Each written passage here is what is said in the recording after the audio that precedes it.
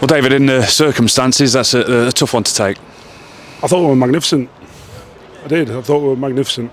We've come up against a good team, a proper League One team, and I thought we were brilliant. I thought we did deserve what we got at the end. And to play for that long in the circumstances, I thought we were terrific. I thought it was up to his task. I thought we limited them to just shots from outside the box. And, we didn't deserve what we got in the end. But that's football sometimes. Plenty of young lads playing tonight as well, of course, including Seb, who I thought was magnificent tonight. Seb was terrific, Fortune was terrific, Alex Graham was outstanding. I thought Justin was very good, and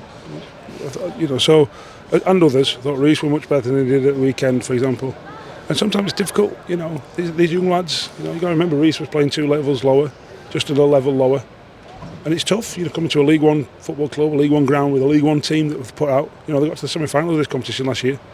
It's a club that takes this competition extremely seriously. And I thought we were magnificent to a man. We didn't deserve what we got, but that's football sometimes. We didn't deserve what we got on Saturday either. So we lick his wounds and we go again. What was your view of Henry's challenge? I won't talk about that. Okay.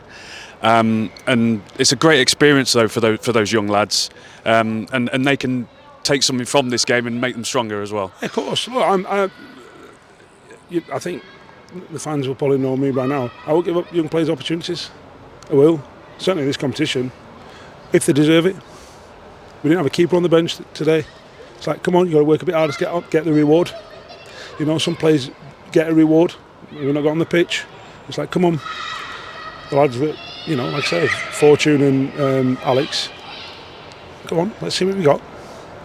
Because we get to March next year and April and May, and we're deciding on professional contracts, and if we don't see them, well, in this kind of environment, in this kind of games, then it's very difficult to make a true assessment. Whereas, you look at that and you go, okay, fine. I think we've got Doncaster next month. Go on, let's, we'll see who's available. We've got 9 players missing tonight, 5 injured.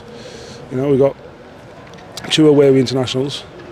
We've got 2 unavailable in Clark and Neil because they can't play. That's 9. Green is ill. There's 10. In fact, we've got 10 players missing. That's not me making it up. That's not resting players or anything like that. The only Christie that were left at home. Because we haven't got any other players. So to perform like we did, I thought was magnificent, and I'm really pleased with him. Regardless of the result, I thought the performance was very good in the circumstances. And you mentioned Justin, who had a good night, and he won the penalty. Yeah. I thought it was good. I haven't seen the pen back. I forgot he actually gave us something, but again, I'm not going to talk about the ref. No, that's fair enough, David. And really, the team as a whole, defending resolutely as it went on, and it just shows that Bradford have to bring on the likes of Andy Cook, and it's a carbon copy. Got both goals, really, aren't they? Yeah, we got Andy Cook sat there. That's a League One team that they put out. I think they had 5 or 6 players that played at the weekend, something like that, started. Fantastic. Go on, it's a great challenge for us. Fantastic challenge for us with the side we had out. Terrific. And I'm really pleased with them. We're trying to protect players. We're trying to, we've got one eye on the weekend.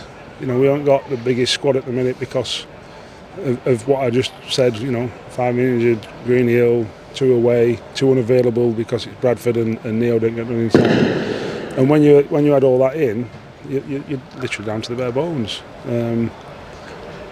So to produce a performance like that, I was really pleased with them. And just away from tonight's game, we announced Ray Sherwood today as the first team coach analyst. I think is the job title. Yeah. And what does he bring? He's an extremely good coach, first of all, and he's a brilliant analyst. He will allow us greater alignment between the game model and actual coaching practice.